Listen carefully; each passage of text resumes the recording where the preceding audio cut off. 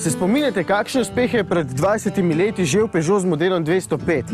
Ta je takoj postal zelo priljubljen in najbolje prodajen malček v svojem segmentu v Evropi. No, potem je prišel Peugeot 206 in zgodba o uspehu se je ponovila, prodaja pa celo povečala.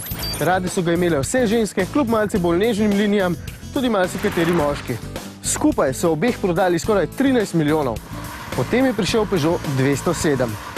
Ta ni bil tako prodajno uspešen, skupaj so prodali namreč 3-krat manj vozil kot Peugeot 206. Brez pretiravanja zato lahko rečem, da je tole najbolj pomemben Peugeot zadnjih 10 let. Ta segment v Evropi namreč predstavlja 30% celotnega trga, še več, pri Peugeotu kar 40% celotne prodaje. Pritisk je zato velik, naloga pa težka.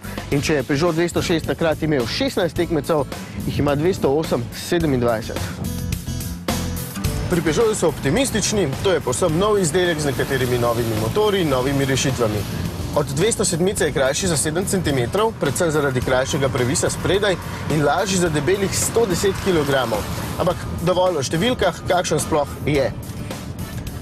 Gospodične boste manjše mere cenile, ker ga boste potem v mestu lažje obvladovali in parkirale.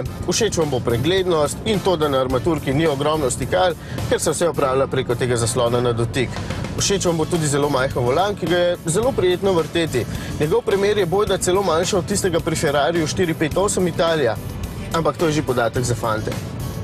Volan tudi mora biti majhen, ker so ga postavili bistveno niže, kot smo vajeni običajno, zato merilnikov ne gledamo sedaj več skozi volan, ampak dejansko nad volanom. Nisem prepričan, da mi je povsem všeč, ker tudi v tem najvišjem položaju še vedno ne vidim dobro merilnikov, ker mi jih prekriva ta zgornji del volana.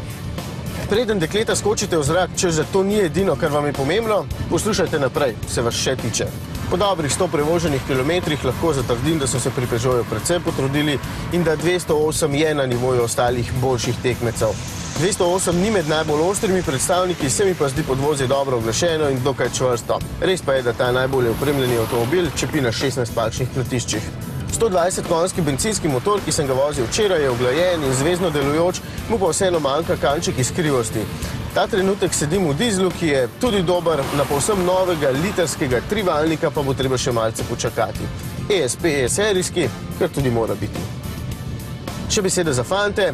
Linije tega avtomobila so dovolj dinamične, da deluje tudi moško, z ambientalnimi lučkami tukaj v teh strešnih lokih, pa boste pričarali romantično vzdušje za dekleta. S pomočjo Peugeot Connect Appsa pa boste imeli vpogled v prosta parkirna mesta, cene goriv in še marsikaj. Če vam tile motorji niso dovolj, si boste naslednje leto lahko omislili različico GTI, vsekakor pa ima vsaka 3-vratna izvedenka na svojem boku malce nostalgije. Tole ploščico, na kateri je včasih pisalo 1,6 oziroma 1,9 GTI.